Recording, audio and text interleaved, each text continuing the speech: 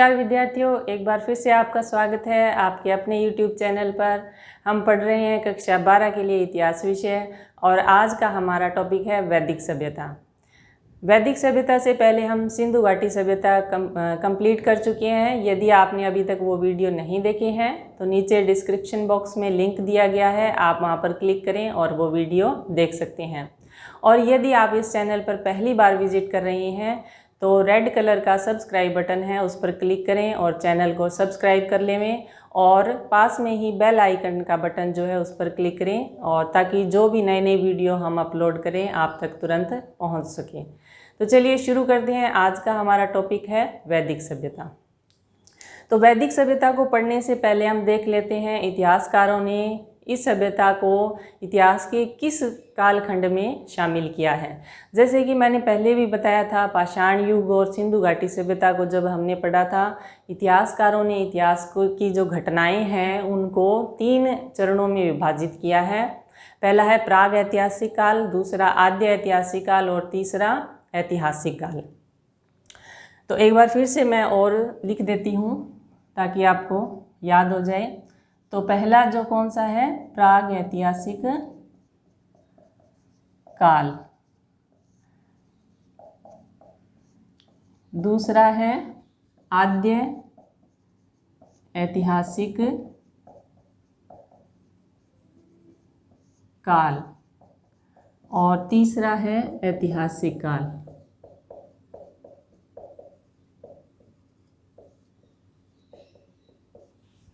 तो प्राग ऐतिहासिक काल में सबसे पहले हम पाषाण काल को पढ़ चुके हैं। पाषाण काल जिसमें मनुष्य को लिखना पढ़ना नहीं आता था और हमें कोई भी लिखित साक्ष्य प्राप्त नहीं होते हैं। उसके बाद में आद्य ऐतिहासिक काल जिसमें हमने पढ़ा था सिंधु घाटी सभ्यता को। सिंधु घाटी सभ्यता को हमने पढ़ा था जिसमें कुछ साहित्यिक स्रोत हमें प्राप्त होते हैं, परंतु हमारे जो इतिहासकार हैं अभी उनको पढ़ने में सक्षम नहीं हुए हैं। तो अभी हमें उनकी जो लिपि है समझ में नहीं आई है, तो इसको सिंधु घाटी सभ्यता को आद्य ऐतिहासिक काल में रखा गया है। उसके बाद में जो आज का हमारा टॉपिक है वैदिक सभ्यता, वो संबंधित है ऐतिहासिक काल से, क्योंकि ऐतिहासिक काल में जो मनुष्य था लिखना पढ़ना अच्छी तरह से सीख गया था और इस काल से हमें साहित्यिक स्रोत है या जो अन्य स्रोत है पुरातात्विक और सभी स्रोत हमें पर्याप्त मात्रा में प्राप्त होते हैं और हम उनको अच्छी तरह से पढ़ सकते हैं और उसमें कालक्रम के अनुसार तिथियां भी अंकित है और हम इतिहास की जानकारी उससे प्राप्त कर सकते हैं।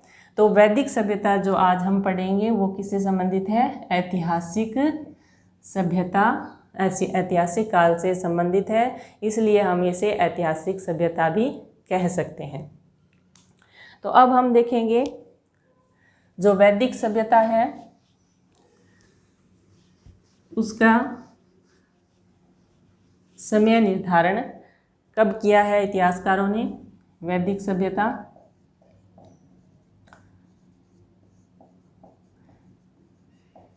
सभ्यता को इतिहासकारों ने लगभग 1500 BC से 600 BC के आसपास माना है, यानी कि 1500 ईसा पूर्व से 600 ईसा पूर्व तक।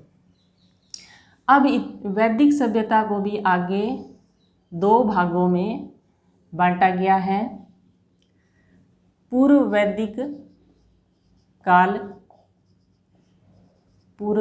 काल और जो दूसरा है उत्तर वैदिक काल। उत्तर वैदिक काल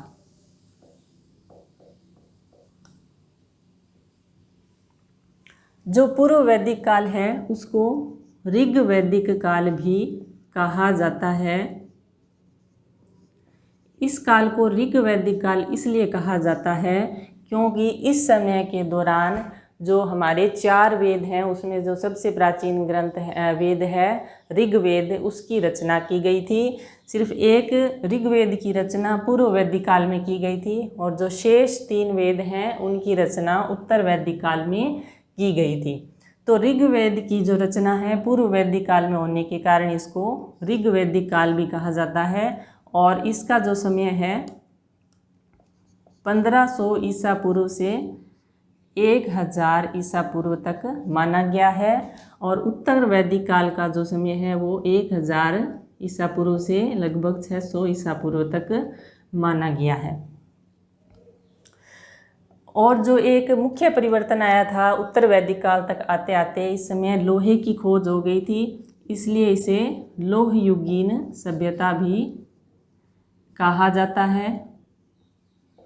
जैसे कि सिंधु घाटी सभ्यता को कांस्य युगीन सभ्यता कहा जाता है, उसी प्रकार से लोहे की खोज होने के कारण इसको लोह युगीन सभ्यता भी कहा जाता है उत्तर वैदिक काल को। और इसके अलावा जिस प्रकार सिंधु घाटी सभ्यता को मातृसत्तात्मक सभ्यता कहा जाता है, इसको वैदिक काल को पितृसत्तात्मक सभ्यता कहा जाता है। और सिंधु घाटी सभ्यता जो थी वो नगरीय सभ्यता थी, नगर बसे थे, और इसको क्या है, ग्रामीण सभ्यता कहा जाता है, ग्रामीण सभ्यता कहा जाता है। अब हम देखते हैं जो वैदिक सभ्यता है उनके निर्माता कौन थे। ऐसे ये कौन लोग थे जिन्होंने वैदिक सभ्यता का प्रचार प्रसार किया था, उसकी स्थापना की थी। तो इसके जो निर्माता थे वो थे आर्य। ये जो आर्य लोग हैं, ये आर्य शब्द है, इसका जो अर्थ है, इसका अर्थ होता है श्रेष्ठ या उत्तम या महान। इस तरह से जो ये आर्य शब्द है वो कोई जाति सूचक शब्द नहीं है, ये एक गुणवाचक शब्द है, जिससे हमें इनके गुणों के बारे में, यानी कि जो श्रेष्ठ उत्तम महान लोग हैं उनको आर्य कहा गया है। और जो ये जो आर्य लोग थे बाकी सबको अनार्य मानते थे। तो इस तरह से इनके निर्माता कौन हुए, आर्य जाति के लोग हुए थे।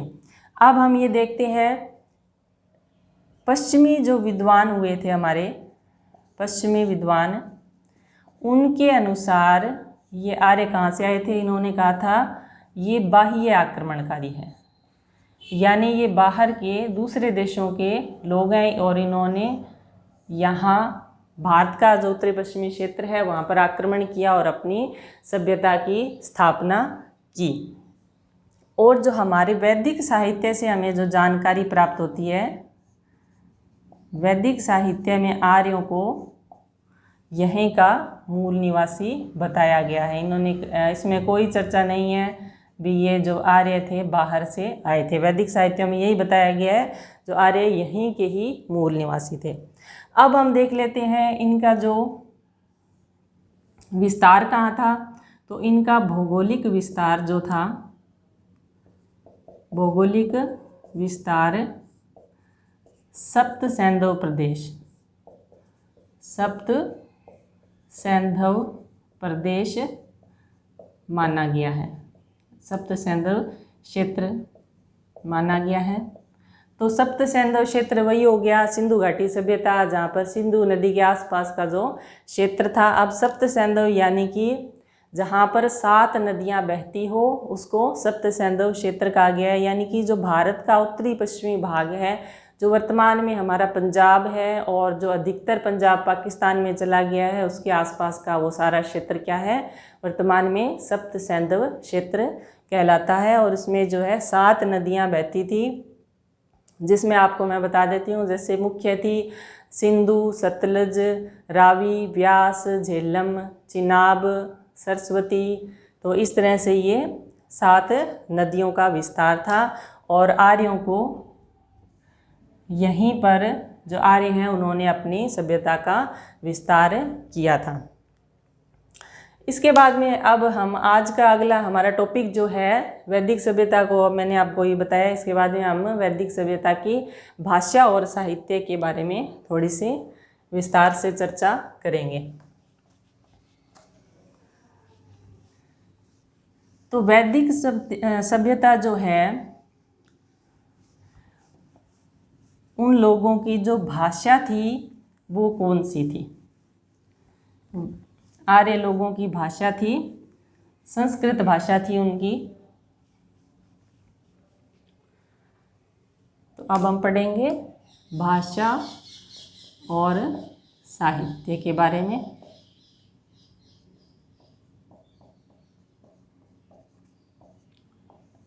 तो इनकी भाषा कौन सी थी? भाषा थी संस्कृत। संस्कृत भाषा को देववाणी भी कहा गया है, देववाणी कहा गया है। और जो इनकी लिपि थी वो थी ब्राह्मी लिपि। कौन सी लिपि थी? ब्राह्मी लिपि थी। तो इस भाषा की प्रशंसा के बारे में एक पश्चिमी विद्वान हुए हैं मैकडोनाल्ड ने अपनी पुस्तक थी उनकी हिस्ट्री ऑफ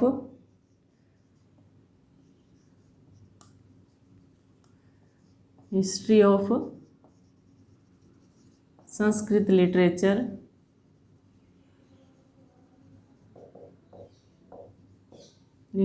में इन्होंने इस भाषा की प्रशंसा की है। कई बार प्रश्न पूछ लिया जाता है मैकडोनाल्ड की पुस्तक का नाम बताइए, तो हिस्ट्री ऑफ संस्कृत लिटरेचर।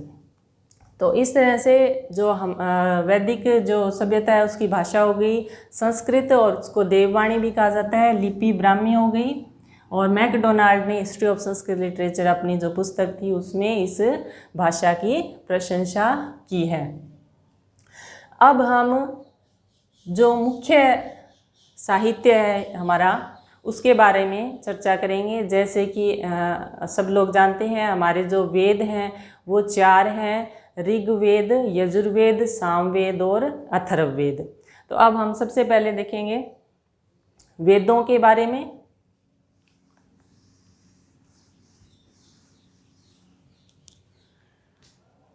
तो वेदों के 4 भाग माने गए हैं। कितने भाग? 4 भाग माने गए हैं, जिसमें पहला आता है संहिता। इसमें देखेंगे भी ये क्या होती है। दूसरा है ब्राह्मण, तीसरा है आरण्यक, और चौथा है उपनिषद।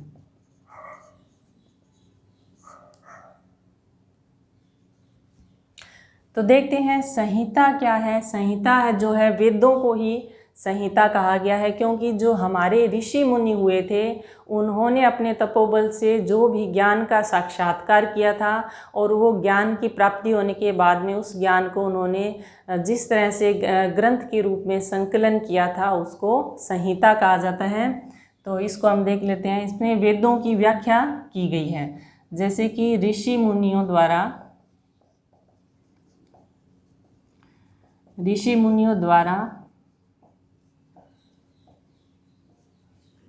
ज्ञान का साक्षात्कार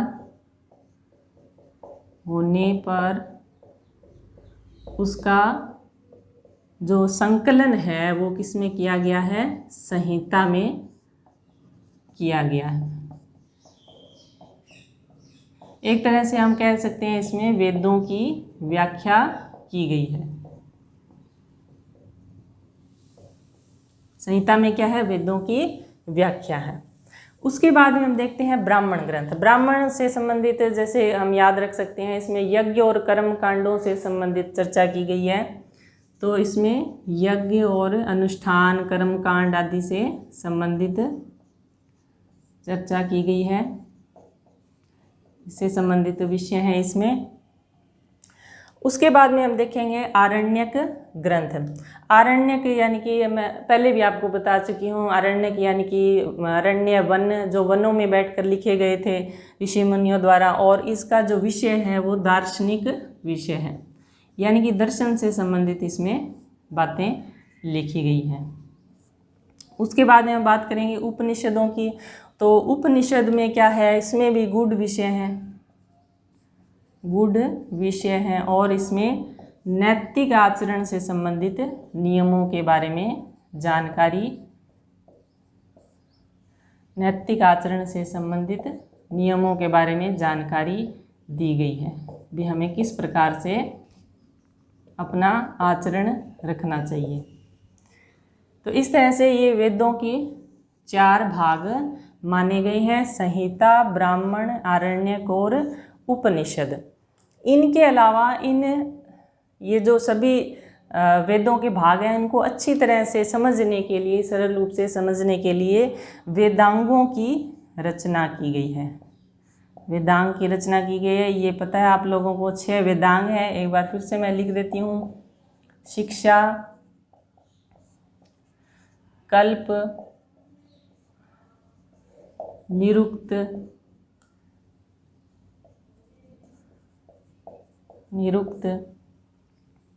छंद, व्याकरण और ज्योतिष। तो इस तरह से ये जो वेदांग हैं ये क्या है, इन वेदों के जो भी भाग हैं उनको अच्छी तरह से समझने के लिए इनकी रचना की गई है। तो इस तरह से आप स्क्रीनशॉट भी ले सकते हैं। उसके बाद में अब हम वेदों के बारे में थोड़ा सा और विस्तृत रूप से चर्चा करेंगे। तो वेदों की जब भी बात आती है सबसे पहले नाम आता है ऋग्वेद का, क्योंकि ऋग्वेद जो है सबसे प्राचीन वेद है वैदिक साहित्य में। तो सबसे प्राचीन वेद कौन सा हो गया, ऋग्वेद। तो सबसे पहले हम ऋग्वेद को देखते हैं। इसकी विशेषताएं हम देख लेते हैं। सबसे पहले आएगा प्राचीनतम वेद है ये, और इसमें थोड़ा सा मैं पहले भी बता चुकी हूँ, इसमें 10 मंडल है और 1028 इसमें सूक्त है। और इसमें ये जो भी इसके मंत्र हैं या सूक्त हैं उनकी रचना किसमें की गई है, छंदों में रचना की गई है। और ऋग्वेद में क्या विषय है, क्या चीज़ है ऋग्वेद में, तो इसमें देवताओं की प्रशंसा की गई है, देवताओं की स्तुति की गई है। देवताओं की प्रशंसा में ये सब सूक्तियाँ जो है सूक्त लिखे गए हैं। देवताओं की स्तुति की गई है। कुछ सूक्त में युद्धों के बारे में भी है, आचार विचार के बारे में भी हमें जानकारी प्राप्त होती है। इसके अलावा जो ऋग्वेद का नदी सूक्त है उसमें की 21 नदियों के बारे में जानकारी हमें प्राप्त होती है। उसमें 21 नदियों के बारे में जानकारी मिलती है, जिसमें सबसे पूर्व में गंगा नदी, पूर्व में कौन सी नदी है, गंगा, और पश्चिम में कुंभा जो कि काबुल में है, कुंभा नदी का जिक्र किया गया है। यानी हम कह सकते हैं कि पूर्व जो वैदिक सभ्यता का प्रसार कहाँ तक हुआ था, पूर्व में गंगा से लेकर पश्चिम में ये जो अफ़गानिस्तान है उसके कुंभा नदी थी वहाँ तक हुआ होगा। तो इस तरह से देख सकते हैं हम ऋग्वेद जो है सबसे प्राचीन वेद है। 10 मंडल और 1028 सूक्त हैं। उनकी रचना छंदों में हुई है। देवताओं की इसमें प्रशंसा की गई है। और नदी सूक्त जो है उसमें 21 नदियों के बारे में जानकारी मिलती है। और जो प्रत्येक सूक्त है उसमें देवताओं और ऋषियों का उल्लेख किया गया है। देवताओं और ऋषियों के बारे में जानकारी मिलती है। एक और महत्वपूर्ण बात मैं आपको बता देती हूँ, जो पुस्तक में शायद नहीं दिया गया है। तो जो ऋग्वेद है उसका सबसे मुख्य देवता कौन था। जो देवताओं की बात आ रही है तो सबसे मुख्य देवता इसमें कौन था, सबसे मुख्य देवता थे इंद्र, और इनको पुरंदर भी कहा जाता है। और दूसरे नंबर पे जो मुख्य देवता थे वो थे अग्नि। तो सबसे ज़्यादा जो मंत्र हैं वो इंद्र के प्राप्त होते हैं। अब इसके बाद में हम देखते हैं दूसरा यजुर्वेद।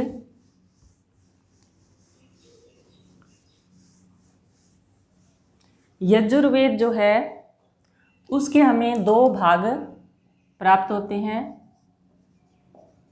यजुर्वेद इसके हमें 2 भाग प्राप्त होते हैं। एक है कृष्ण यजुर्वेद और दूसरा है शुक्ल यजुर्वेद। शुक्ल यजुर्वेद। अब यजुर्वेद में किससे संबंधित सामग्री है? यजुर्वेद में यज्ञ और कर्मकांड अनुष्ठान आदि से संबंधित जानकारी हमें प्राप्त होती है। इनसे संबंधित इसमें मंत्र है।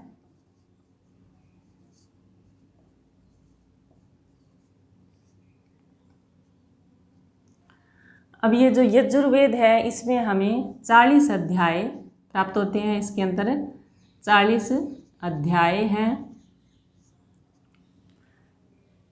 तो हम देख सकते हैं, और इसका जो उपवेद है जिसके हम बाद में और चर्चा करेंगे, जैसे कि ऋग्वेद का उपवेद आयुर्वेद है, मैं पहले भी बता चुकी हूँ आप पहले वीडियो में।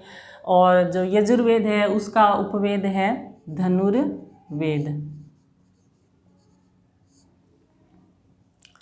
अब हम देखते हैं अगला तीसरा वेद है सामवेद।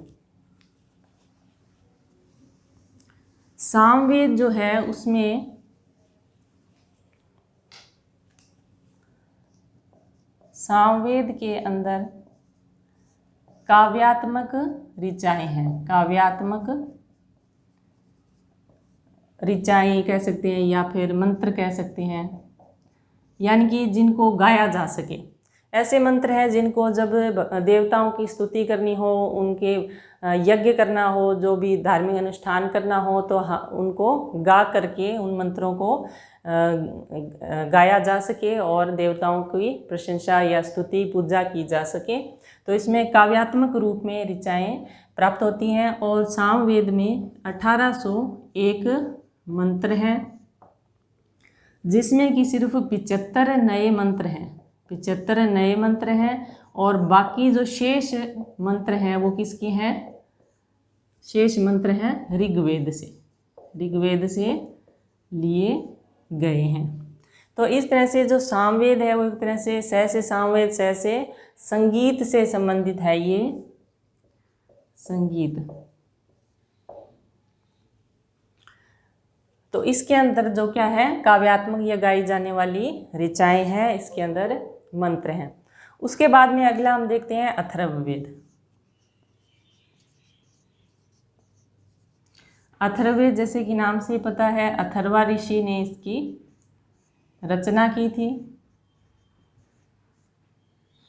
अथर्वा ऋषि ने रचना की थी, और इसमें कितने हैं? इसमें 20 मंडल हैं और 731 इसमें सूक्त हैं। 731 सूक्त हैं और इसमें 6000 मंत्र हैं। तो अथर्ववेद में जैसे कि हमने फर्स्ट वीडियो में पढ़ा था, इसमें जादू टोना और औषधियों और आदि के बारे में जानकारी हमें प्राप्त होती है। तो अथर्ववेद का ही एक जो इसी में ही हमें उपनिषद है, इसका मुंडकोपनिषद, उससे हमें जो एक सूक्ति है सत्यमेव जयते, ये सूक्ति हमने वहीं से ली है, सत्यमेव जयते। तो इस तरह से हम देख सकते हैं अथर्ववेद है उसकी रचना अथर्वा ऋषि ने की थी। 20 मंडल है, 731 सूक्त हैं और इसमें 6000 मंत्र हैं। और मुंडकोपनिषद से क्या है, सत्यमेव जयते जो है लिया गया। अब हम बात करते हैं पुराणों की। तो जो पुराण है उनकी संख्या है 18, और इसके रचयिता कौन है? रचयिता है ऋषि लोमहर्ष व उनके पुत्र उग्रशर्वा को उनका पुराणों का रचयिता माना गया है। इसके बाद में जो पुराण है, मुख्य पुराण हम देखते हैं। मत्स्य जो कि सबसे प्राचीन माना गया है, वायु पुराण, विष्णु पुराण, ब्रह्मांड पुराण, अग्नि पुराण, ये इस तरह से कुछ मुख्य पुराण है। उसके बाद में हम देखते हैं उप पुराण कितने हैं। उप पुराणों की संख्या है 29। और एक जो विशेष बात आती है वो है वंशावलियाँ। पुराणों से हमें क्या प्राप्त होती है? वंशावलियाँ प्राप्त होती हैं, जो कि प्राचीन भारत को जो है क्रमबद्ध तरीके से जानने का एक बहुत ही महत्वपूर्ण स्रोत है। तो वंशावलियों को सबसे प्राचीन माना गया है और इनकी जो रचना काल है वो 2री से 3री शताब्दी तक का माना गया है और इससे हमें गुप्त काल के इतिहास के बारे में भी जानकारी प्राप्त होती है। तो इस तरह से पुराणों के बाद में हम देखेंगे कुछ सूत्र ग्रंथ भी हमें प्राप्त होते हैं वैदिक साहित्य में। सूत्र ग्रंथ, जो सूत्र ग्रंथ है उसमें सबसे प्रमुख है कला सूत्र। तो इनसे हमें क्या है, समाज का जो धार्मिक और वैदिक सभ्यता का जो धार्मिक और सामाजिक जीवन किस प्रकार का होना चाहिए, जीवन से संबंधित आचरण के बारे में हमें जानकारी, नियमों के आचरण के बारे में जानकारी हमें प्राप्त होती है, बारे में जानकारी कि धार्मिक और सामाजिक जीवन किस प्रकार का होना चाहिए, ये क्या है हमें सूत्र ग्रंथों से प्राप्त होती है, जिसमें कला सूत्र मुख्य है। इसके आगे 3 भाग हैं, जिसमें पहला है स्रोत सूत्र, दूसरा है ग्रह्य सूत्र और तीसरा है धर्म सूत्र। तो ये सूत्र ग्रंथ भी बहुत महत्वपूर्ण है। उसके बाद में हम देखते हैं स्मृति ग्रंथ। स्मृति ग्रंथ भी जैसे जो मुख्य है वो है मनुस्मृति, याज्ञवल्क्य स्मृति, बृहस्पति स्मृति, इस तरह से कुछ मुख्य स्मृति ग्रंथ है। याज्ञवल्क्य स्मृति हो गया, बृहस्पति स्मृति, पाराशर स्मृति, गौतम स्मृति, इस तरह से अनेक स्मृति ग्रंथ भी हैं जिनको क्या है धर्मशास्त्र भी कहा जाता है। तो इस तरह से परीक्षा में अगर पूछ ले 2 स्मृति ग्रंथों के नाम बताइए तो ये कुछ हम लिख सकते हैं इस प्रकार से। उसके बाद में जैसे महाकाव्य भी हो गए, वैदिक साहित्य में ये शामिल है। तो 2 महाकाव्य जैसे आप लोगों को पता ही है, एक हो गया रामायण और दूसरा हो गया महाभारत। इससे भी हमें प्राचीन भारत के इतिहास के बारे में जानकारी प्राप्त होती है। जैसे रामायण के रचयिता थे वाल्मीकि और महाभारत के वेद व्यास। तो ये सब क्या है वैदिक साहित्य, जो वैदिक सभ्यता में जो भी साहित्य रचा गया उसके बारे में हमने जानकारी प्राप्त की। अब इसके बाद में हम जो हमारे 4 वेद हैं उनके उपवेद और जो ब्राह्मण ग्रंथ, आरण्यक और उपनिषद ग्रंथ है उनके ऊपर एक नज़र डालते हैं। ये देखते हैं एक बार सारणी को। तो इसमें ग्रंथ और वेद, जैसे कि सबसे पहले ऋग्वेद। ऋग्वेद का उपवेद है आयुर्वेद और इसका ब्राह्मण ग्रंथ है ऐत्रेय और कौशितकी, और आरण्यक ग्रंथ है ऐत्रेय सांख्यायन। उपनिषद है ऐत्रेय और कौशितकी, और इसके स्रोत सूत्र जो है ग्रंथ आश्वलायन और कौशितकी, और ग्रह्य सूत्र है आश्वलायन और कौशितकी। ये सेम ही है दोनों, इसके याद रखने के लिए। तो ऋग्वेद के जो ब्राह्मण और आरण्यक उपनिषद है उन तीनों में ऐत्रेय और ऐत्रेय है, स्रोत सूत्र और ग्रह्य सूत्र सेम है। तो इस तरह से हम याद रख सकते हैं। उसके बाद में हमने पढ़ा था यजुर्वेद जो है उसके 2 भाग हैं, कृष्ण यजुर्वेद पहला और दूसरा कौन सा है शुक्ल यजुर्वेद। तो कृष्ण यजुर्वेद का जो ब्राह्मण ग्रंथ कौन सा है तैत्रेय ग्रंथ है, और आरण्यक भी तैत्रेय है, उपनिषद भी तैत्रेय है, कठ और श्वेताश्वर। तो इस तरह से ये 3 तो ब्राह्मण, आरण्यक और उपनिषद तो इसके तैत्रेय ग्रंथ हो गए। उसके बाद में स्रोत सूत्र है इसके आपस्तंभ, हिरण्यकेशी, बोधायन, और ग्रह्य सूत्र कौन से हैं ग्रंथ मैत्रायणी, बोधायन, आपस्तंभ कात्यायन का, और कठ पारस्कर, वैश्वानस ग्रह्य सूत्र। उसके बाद में हम शुक्ल यजुर्वेद का देखते हैं। तो इसका उपवेद है धनुर्वेद, ब्राह्मण ग्रंथ है इसका शतपथ ब्राह्मण। आरण्यक है बृहदारण्यक, और उपनिषद है ईशावास्य और बृहदारण्यक। स्रोत सूत्र है इसका कात्यायन। उसके बाद में हम देखते हैं सामवेद। इसका जो उपवेद है गंधर्ववेद है, और जो इसका ब्राह्मण ग्रंथ है पंचविश, और आरण्यक ग्रंथ है जैमिनीय। उपनिषद है छांदोग्य उपनिषद और केन उपनिषद। स्रोत सूत्र जो ग्रंथ है खादिर, लाटियायन और द्राध्यायन। उसके बाद में ग्राह्य सूत्र जो है खादिर, गोबिल और गौतम। उसके बाद में जो अंतिम वेद है अथर्ववेद, उसका उपवेद है शिल्पवेद, और जो उसका ब्राह्मण ग्रंथ है गोपथ, और आरण्यक नहीं है इसका। और उपनिषद है इसका प्रश्न, मुंडक और मांडुक्य उपनिषद। और उसके बाद में स्रोत सूत्र ग्रंथ है इसका वैतान, और ग्राह्य सूत्र है कौशिक। तो इस तरह से हमने एक नज़र डाली, सारांश रूप में हमने एक सारणी बनाई है, और उसके ऊपर हमने देखा एक बार सारे इसमें ब्राह्मण, आरण्यक और उपवेद वगैरह दिए गए हैं। आप इसका स्क्रीनशॉट ले सकते हैं और नोट भी कर सकते हैं कॉपी में। तो इस तरह से आज हमने वैदिक साहित्य के बारे में, और जो वैदिक सभ्यता का विस्तार वो कहाँ हुआ था, उसके कौन संस्थापक थे, और वैदिक भाषा और साहित्य के बारे में विस्तृत रूप से चर्चा की। तो इस टॉपिक के लिए आज इतना ही, और अगले टॉपिक में हम एक नए विषय के साथ में, वैदिक साहित्य के एक नए विषय के साथ में आप हाजिर होंगे। तब तक के लिए नमस्कार।